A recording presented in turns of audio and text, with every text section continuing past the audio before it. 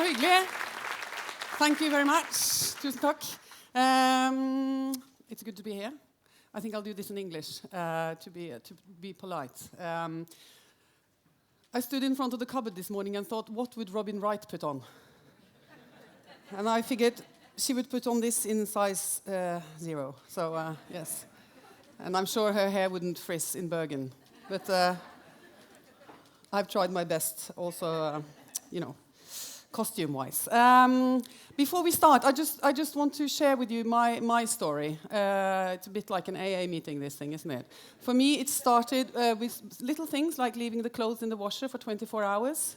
Then I failed to pick up the phone when my mother rang, which she does every day. Did that, and then it escalated. And then after a few days, I ended up actually lying to my husband and children. Ended up faking being ill. Stood there arguing with my husband for 10 minutes, saying I had a fever, so that he had to take the kids to football practice, and I could go to bed with my Mac and watch the remaining 6 episodes. Yes. Because he had gotten a head start. Altså han lå foran, skjønner dere? Jeg orker ikke å leve med det, så sånn det. Det ikke le. Du har det sånn, du også. Ja da. Annette Groth også. 8 på rappen, ikke sant? 8 in a row for Annette Groth. Så sånn det. Vi alle i samme båt her. Kan vi få en labb i været for de som erkjenner at vi flexis? Altså binge-watching, har sett 4 eller mer på straken? Ja! Det deilig!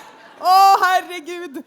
Men nå håper jeg dere har tatt valiumen deres, for nå kommer det altså litt grann. Nå skal vi bare, for å komme i stemning, hold dere fast nå. Her altså dette som har gjort vinteren verdt å leve. Se litt grann.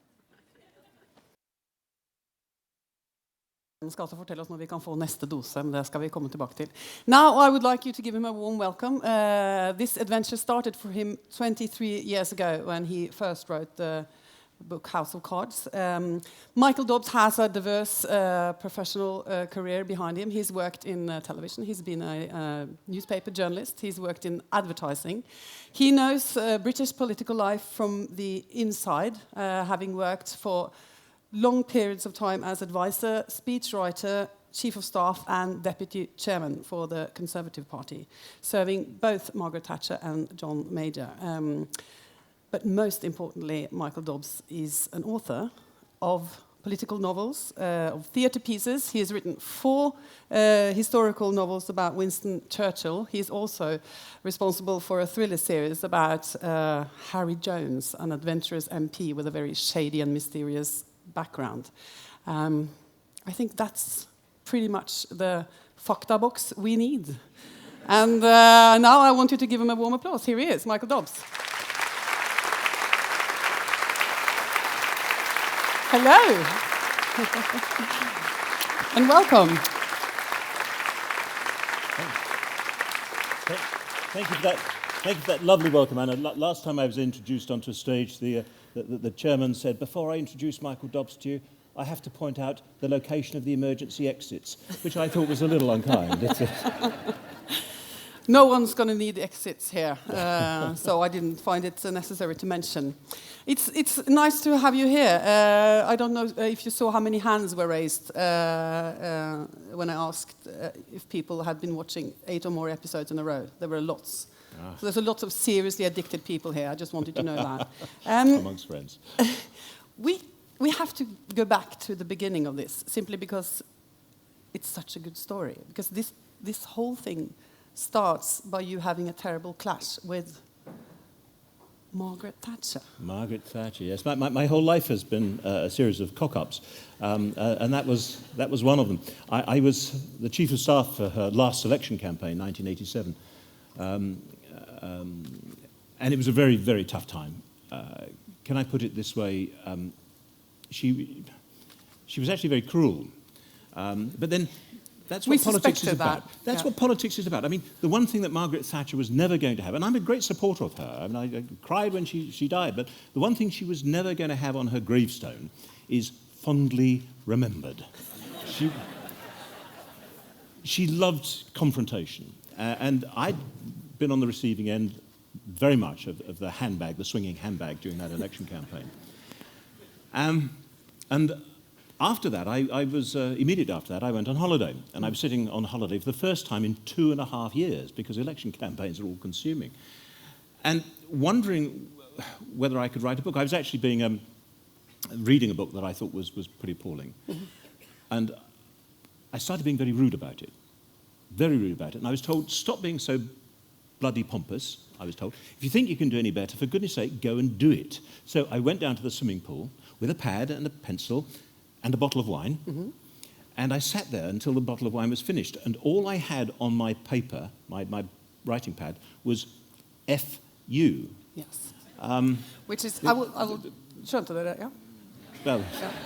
Nå går dette lett ut på nettet, men altså, det da kort for fuck you. Yeah. But it was I guess it was like a bit of therapy, but yes. You know, just getting it out of my system. That was a clear message to Maggie. It was a clear message to me. And anyway, FU then translated into Francis Urquhart. Yes. And I enjoyed the whole process, and I thought, well, I better see if I can finish writing this book. And so you actually came up with this character in that very moment. You sitting there after one bottle of red wine, you had him in your mind. Well, it was white wine, and I had a couple of bottles to follow that as well. You know, I didn't really have to make it up, because I say that writing political fiction is really easy. You know, what you do is you take reality, and then you water it down. And you have to make it credible, because politicians never act in a credible, rational way, do they? I mean, you know, you open the newspaper and you think, I can't believe they did that. But in a novel, you actually have to make it a little more credible. So this was actually your very first attempt at fictional writing, and you came up with F.U., who was Francis Urquhart, who is Francis Underwood in the American version. Yes, it was. I had no ambition to be a writer. I've always loved reading. I had a very good job with a really high salary and a pension plan and a fast car and everything else. And I gave it up for the security of being a self-employed writer. I mean, there's always an element of madness in most writing careers. But what writing has enabled me to do, and through Francis Urquhart and everything else, it's enabled me to indulge myself. I mean, I'm now back in the game of politics as a team player. I find team playing very difficult nowadays, because being a writer is not a team player. You indulge yourself. You say, this is what I want, and you pursue it. And you're not told to do this or think that. And now you're in the House of Lords, and you have to cooperate with other people and behave. They expect me to try occasionally, and I don't always manage it, but there are frustrations in politics, and I'm now going through them again.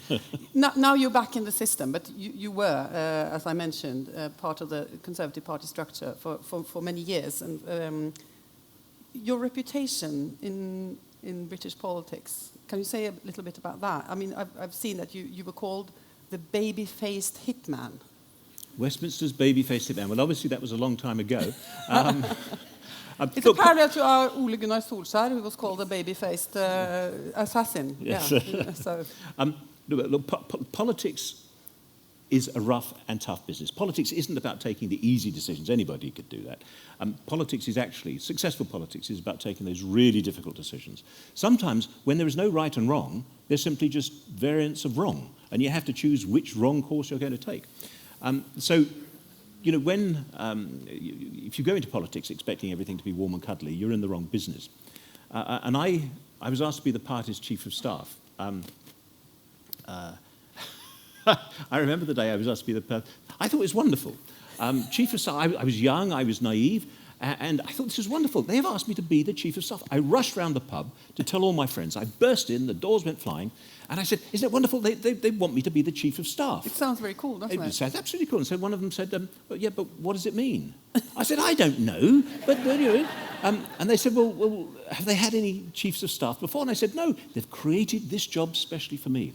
So they suggested that before I throw all of my toys out of the pram, I sit down, have a drink, and we could all think of some other political chiefs of staff on whom we might model this new job. Mm-hmm. And we came up with two. One was Bob Haldeman, who was chief of staff to President Richard Nixon, and they let him out on parole after 3 years of a 7-year sentence. Yeah. And the other one was Martin Bormann, who was chief of staff to Adolf Hitler, and I think somebody shot him. So it's a pleasure to be able to be here today. So that means that you know about the necessity to be bad for the greater good. Oh, yes. I mean, it's a matter of power. Most politicians I know who go into politics through very noble motives. They want to make the world a better place.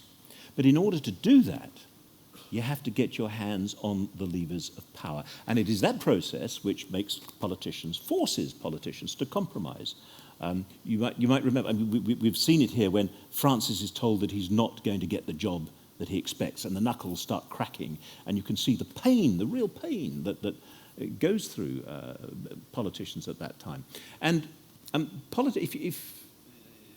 greatness, I mean, you mentioned that I've written books about Winston Churchill. I worked with Maggie Thatcher. Great people aren't comfortable people to be around. Winston Churchill wasn't a comfortable person to be around. They're in a hurry, they have to take shortcuts, they don't have time to be nice and polite to people. And that's part of the game. And I think it's always a problem when people think, well, you should write political dramas where people are sweet and generous and nice. Well, I could do, but it wouldn't be true. So what you're saying is that House of Cards is more realistic than West Wing? Ah. Well, I've described House of Cards, particularly the wonderful Spacey version. I described that House of Cards as being West Wing for werewolves. It is rough and tough. What the House of Cards does do, I think, is it shows and of course it exaggerates, but it shows the moral dilemmas that all politicians face. And, they have to win elections, they have to win power, they have to make all of these compromises. And people get trodden on. And, there are victims. It's like, elections are like the shootout of the OK Corral. That's why politicians make so many mistakes, because they know that once they go into that election campaign, somebody is going to be dragged out of there by their feet. They can't all survive. And it's a pretty tough environment to commit everything, to gamble everything in order to achieve these noble motives that still hopefully linger somewhere in the background. You wrote the book, and then pretty quickly someone in the BBC realized that this was great material for TV drama. And pretty soon that was a fact. 4 episodes of a TV drama that was received very, very well, both by the critics and in the audience. I've made a little clip from the very first episode with Ian Richardson as FU. Wonderful man. He's great, isn't he? Okay. Da skal dere få se det, altså et lite utdrag med noen av de sentrale karakterene fra serien som BBC lagde for snart 25 år siden. Så. And then the story goes on. The effect of this series was particularly powerful, wasn't it? Because of the date that the first episode was aired. Well, when I started talking with the BBC, and they said they were going to put on they're going to make it, and what have I done to deserve Ian Richardson and Kevin Spacey? I mean, that it's like winning 2 Olympic gold medals without even raising sweat. I mean, it's brilliant. But when the BBC came to me, they said they wanted to put it on November 1990, and I said, you can't do that. And they said, why not? And I said, because of the leadership contest that there's going to be. Now, being a political animal, I was quite clear that Maggie was under real pressure and real threat. But that's got nothing to do with the BBC drama department. They said, what leadership crisis? And so they made it and scheduled it and announced it. And then in October 1990, just 3 weeks, I think, before it went out, the great leadership crisis erupted. And they sat there for 3 weeks looking at the telephone, waiting for it to ring, telling them to pull it, because it was politically incredibly sensitive. I mean, if you maybe remember the opening shot of the BBC version, where he's holding a framed photograph of Margaret Thatcher, and he places it face down and says everything. And says, "Nothing lasts forever." Yeah. And that was the week that she went. And everybody thought that I was stunningly brilliant, and it was all my. And I claim full credit for it, of course. But it was another one of those great cock-ups. I mean, had they known that it was going to happen, they wouldn't have dared to do it. But it helped make it totally iconic. Art imitates life, imitates whatever. And it became one of the most successful TV dramas in BBC history. being also sold worldwide and winning numerous awards. So that was a great thing for you. And then it all happens again. And I guess a lot of people throughout the years must have approached you to buy the rights for this, in the US. Why did it feel different with MRC when they approached you? The story, the basic story is actually not about British politics. It's about power and ambition and lust and betrayal and a bit of nobility thrown in there too. And so that's a message which I think is international. It could be set in any political system. And you're absolutely right. Over the years, people came and knocked on my door so frequently that I began to be a bit blasé about it because, Hollywood promises are very easily made and they're so quickly broken. But one or two very serious people, Michael Mann, the great director, took an option on it and tried very hard to find the right way of expressing it. But there's a challenge with getting people to write or adapt for politics because I think in order to do the job properly, you really do need to have a background in politics to know how the system works. People from the outside very rarely manage to capture it properly. And those on the inside are often just too busy doing it, engaging in politics to do it. So when MRC came, Media Rights Capital, in all honesty, a company that I'd never heard of, knocked on the door. I said, thank you very much, it sounds great, but, I'll believe it when I see it. And then they delivered Kevin Spacey, and then they delivered David Fincher, then they delivered Robin Wright, and then they delivered Netflix, and I started believing it. I mean, it's an extraordinary thing to happen. I'm sitting here pinching myself because this is not in the script that this thing should not only happen once, but happen twice. 25 years after I sat down in a fit of frustration beside a swimming pool, it completely changed my life. Ted Sarandis from Netflix has called it a perfect storm of talent and material to describe the dream team that actually came together with the people you mentioned and also Bo Willeman who developed the script. And let's get into the dream team a little bit. David Fincher, he was looking to do something longer than a movie. That's, as far as I've been able to understand, that was his motivation for getting in. He was longing for the 13-hour format. Well, I mean, Spacey is a phenomenon. I mean, he's for the last 10 years, he's been the artistic director of the Old Vic Theatre in London. When he took it over, it was in such a bad shape that they were talking about changing it into a theme bar, not a theatre at all. He has translated that into a real power on the British theatre scene. But he's been there 10 years now, looking for new challenges, and he just finished or was just undertaking Richard III, a classic representation of Richard III. And so when MRC came and said, look, let's do Francis Urquhart, which of course he knew about, it was a completely natural transition. Richard III to Francis Urquhart. I would say Richard III being the perfect warm-up to do Francis Underwood. Well, they were so kind. They even just dug him up from a car park in Leicester recently. They found his bones, and now, we are now burying Richard III all over again. I mean, it is. You're right. It is. It's not just a film, but it's not a television series either. Because of the new format, and because you can download it and you stream it, it's like a 13-hour film. It is, of course, divided into segments, but not in the way traditional television is divided into 13 segments, which every episode has to have a beginning, a middle, and a climactic end to grab the viewer so that he can come back next week. Bo Willeman, as you mentioned, that wonderful writer, said it's given him so much more flexibility to write really seriously, the ability to be able to lead one story into the next. And it's ended up almost like a 13-hour film rather than 13 traditional television episodes. And Bo Willeman being some kind of a wunderkind in Hollywood right now, why is he exactly the right guy to attack this material and further develop it? Well, Bo is a young man. I haven't yet seen him without him being totally exhausted because he's so busy writing. I mean, he's committed his last 2 years of his life to this. But he fought actively in political campaigns. He knew politics. He knew Washington from behind the closed doors.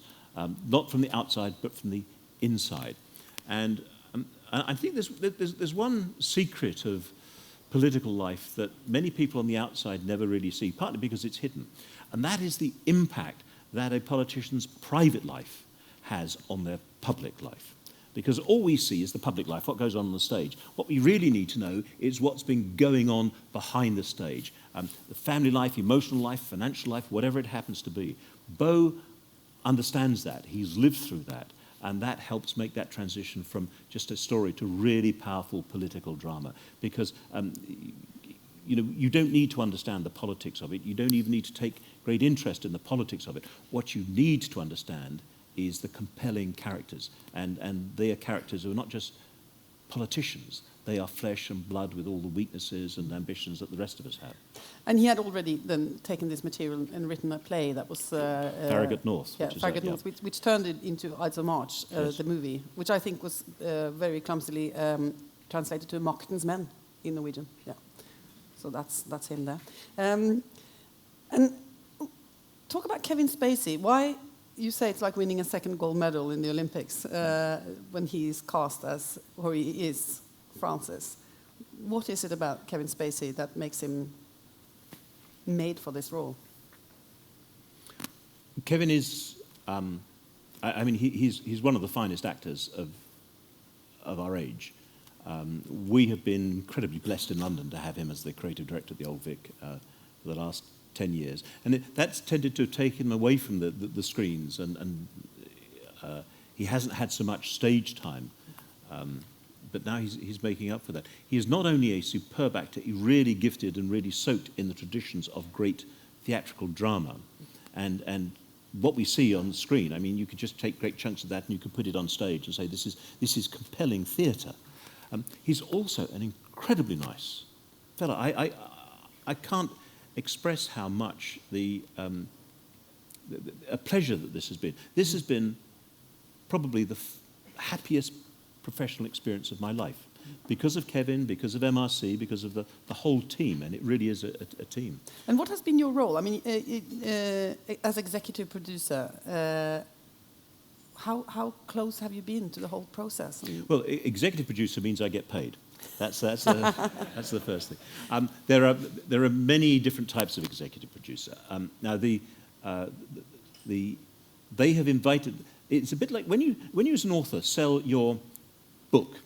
The first thing that they say is that you must give us all your moral rights. It's like selling a house. You may have lived there, you may have built it, designed it, raised a family there, but once you sell it, it's no longer yours. And that is pretty much the case with authors. So there was no need for them to make me part of the team. What has been a huge blessing is they have very willingly and enthusiastically made me part of the team. Now, they're not going to let me mess about with telling them they can't do this or they mustn't do that. After all, the budget is a very substantial one. Nobody knows. Well, actually, there are one or two people who know just how much it is, but it's a huge one. And they're not going to let an English author go over there and say, stop, change it. But I have to say two things. First of all, they have never given me cause to say stop and change it, because I think it's brilliant. And what I've been doing is I've been talking to them. I've been giving my aspect of politics and political life, talking with people like Beau, who understand what I'm saying, who can soak it all up and then use it. And the homage you've seen in those little clips, the homage that they have paid to the original British series is wonderful. They didn't need to do that, but I think they recognise that it had a great deal to offer. So we carry on. I've become a great cheerleader for them, and I think that you can sense some authors sit there miserable saying, I hate everything they've done, they could have done it so much better. I'm not. I think they have done a really classic piece of drama which will be with us in another 25 years' time. And obviously, having 13 hours rather than 4, and a budget that is way higher than the BBC had originally, they have been able to develop characters and side stories and make the relationships more substantial. Which one of the new side stories has impressed you the most? What they have done, what the American version has done, which the British version didn't do. Because after all, the American version has taken 13 hours and they haven't even got as far as the British version got in 4. So, I mean, they really have, as you say, had a chance to develop it. The thing that they have developed most, I think, and most splendidly, is that relationship between Francis and Claire, his wife.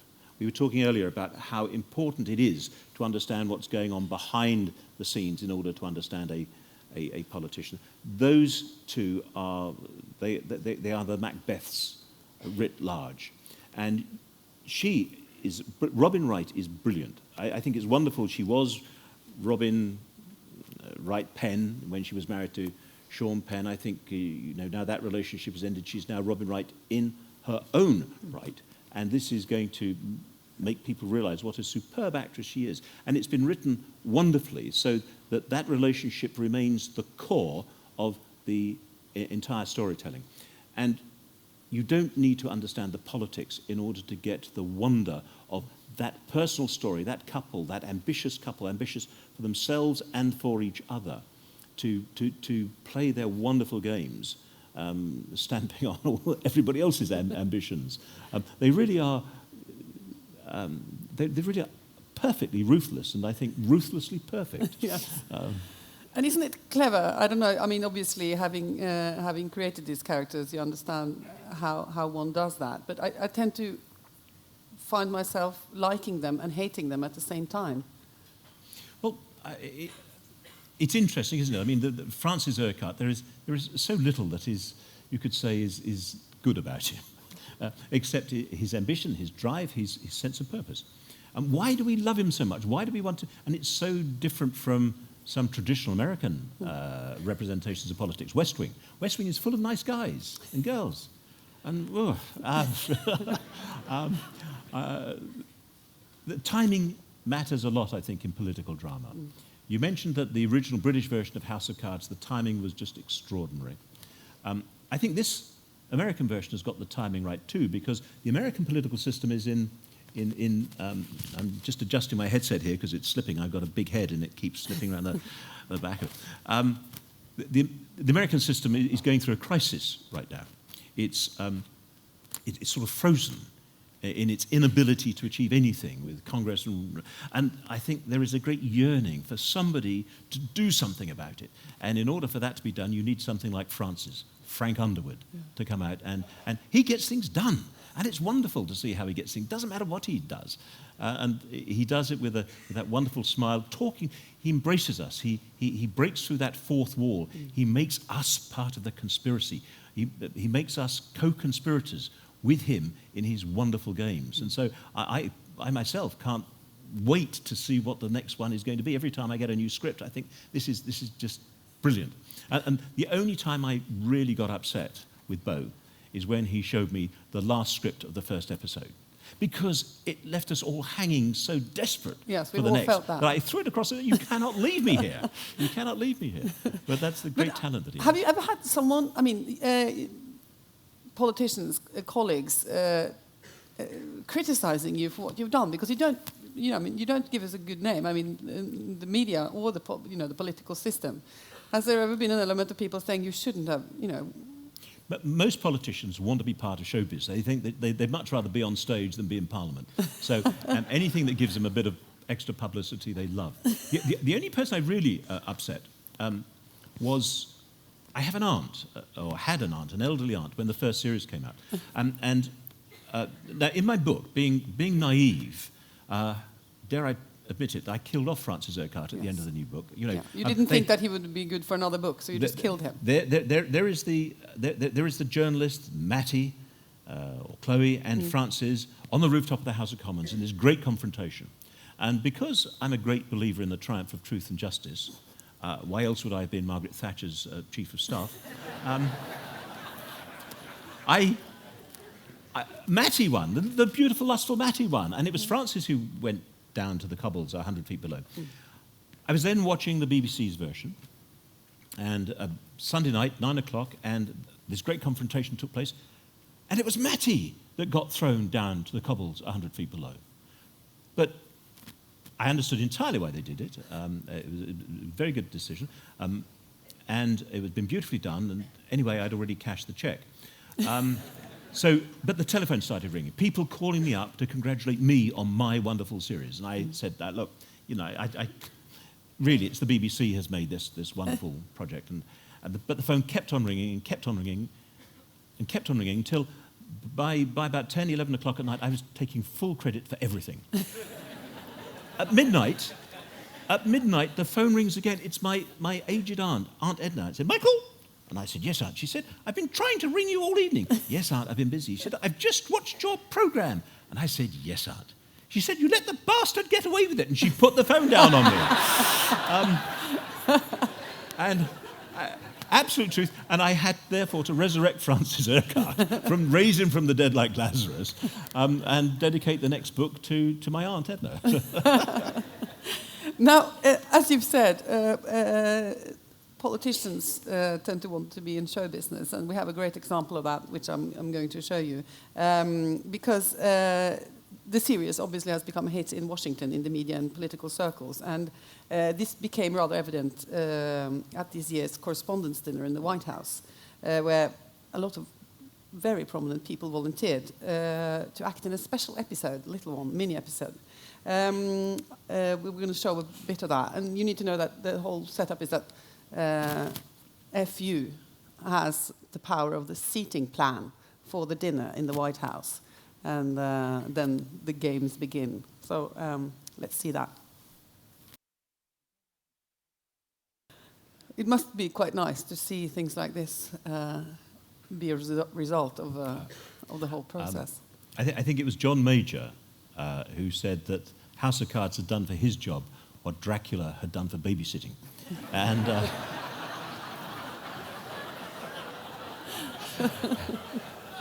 And you can see them all queuing up for the blood bank right there, can't you? Now, we've talked about the story, we've talked about the actors and the dream team behind this new project. We have to talk about the set. This whole thing is filmed in Baltimore. Take us there. What is it like? It's astonishing. About 90% of what you see on screen that's inside is shot in a warehouse on the outskirts of Baltimore. Why Baltimore? Well, it's very close to Washington, D.C., so if they need to get any external shots, it's just down the road.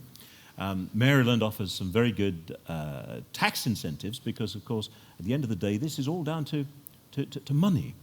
But that's not a pejorative because that money is producing some brilliant American series right now. And also, of course, it's close to New York, which is a natural hub. And they have built inside this warehouse the most extraordinary sets. Even down to the light fittings, the light switches, the way that the doors close, the sound that the doors make as they're closing, comes straight out of the White House or Capitol Hill. And you go into the bedrooms, because they have committed to making sure this isn't just a TV series, that this is a whole life experience. You open the cupboards, and although you will never see a cupboard opened in this, it's full of clothes. All the taps work, all the toilets flush. You can actually sit in the bath. There is pizza in the deep freeze. You could actually move into the set and stay for a week and live in great luxury. And that is all done to make sure that the actors realise that this is something very special. Right from the start, this has gone out to set new standards. Did you have at some point a moment where you realised how high the level of quality was going to be in this new series? I mean, you'd gone through a long process of, 4 years of planning this, seeing the scripts, all that, and then seeing it all come to life. The moment that it really made real sense to me is when they confirmed that Kevin had signed up. With Kevin and David Fincher, they're together. These are men who have set such high standards. They are not going to lower their standards. There's no need for them to lower their standards. And I've mentioned that the whole thing has been a really happy experience for me, which is not what I was expecting, in all honesty. But it's been a very inclusive experience. And when they said that they were going to deliver Kevin, I thought, yes. When they delivered Kevin, I knew that we were on to something which was going to be very, very special indeed. And I have to say, when I sat down, there's a little thrill that goes through when you sit down and I watch the rushes from the very first episode. And I could see the way that this was coming together. It still needed tightening, it still needed brushing up. And then they had very kindly put my name on the front of it, just to make me feel at home. I thought, these are very special guys and gals. And we've just started shooting the second series.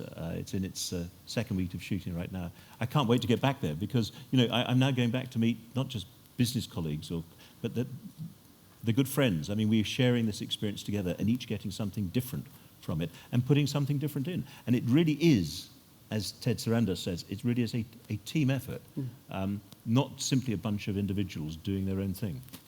Can you give us a date for when we get some more of this? Do you know? Well, let me put it this way. I got when I called them up and said, "Look, I'm coming." Exactly what they said. When I told them I was coming to Bergen, and by the way, I want to say what a delight it has been to be at this festival. I have rarely been to a festival which has been such a well-organised, friendly. Apart from the rain, I mean, it's been absolutely brilliant. It's been a real pleasure to be here, and I thank everybody that's been involved with it. It's really, I really mean that. But I called up the MRC to say, look, I'm going to do this in Bergen. What do you think I should tell them? And they said, well, you should not possibly comment because, of course, these are great trade secrets. But it's been such a huge success that, let me put it this way, and since February the 1st, when that came out, the Netflix share price has more than doubled. I mean, there's a lot riding on this. They're not going to keep the world waiting too long. Okay. So the last one came out on February the 1st. I don't think that you would expect to have to wait any longer than that before the second series comes out, and possibly not as long. Okay. Does that give a yes? Yes. I'm a politician. I never answer questions. So I've noticed. So we're running out of time, but you are going to do a project with someone who's had great success here in Norway, namely Adam Price, who's the man behind Borgen. You have teamed up with him, and you are thinking very hard of creating a new female character who's going to be the main person in a new series. How much can you tell us about that? Is it well, for better or for worse, the British, having done House of Cards and done some wonderful, very British coup, British television had some brilliant political dramas. They fell by the wayside for many years for all sorts of reasons. And I've wanted for some time to revive some great political drama around a female character. And you Scandinavians, in your dramas, whether it be The Killing or Borgen or whatever, you write some wonderful, strong female characters. I'm glad you include Norway in that, actually. Yeah, yes, thank you. You might say that. I couldn't possibly dare comment on that. But it seemed quite natural for me to, when I started reviving this project again, quite natural to get in touch with Adam, because Adam has written such a wonderful and such a sympathetic and understandable character. You don't need to understand the politics in order to say, I want to see more of this character. And great drama is based on great characters. And that's what Adam and I hope I do. And we were just wanted to get together. Again, create a new team. And that is what we're doing.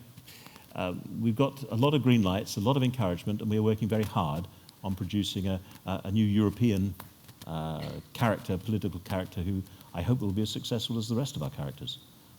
We are very much looking forward to that. I'm sitting here hoping that you will come back in a couple of years' time to talk about a new series, which is a cooperation between you and Adam Price, and which is based on a Norwegian politician and filmed in Norway. Well.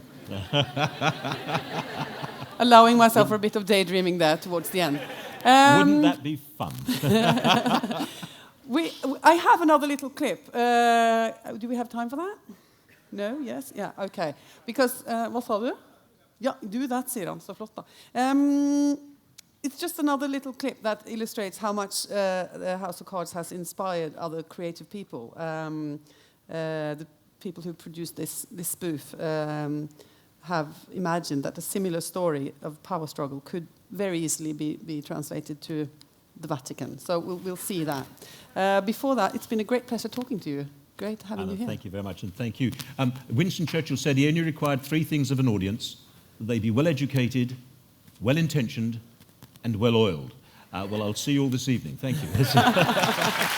Okay, da ser vi det.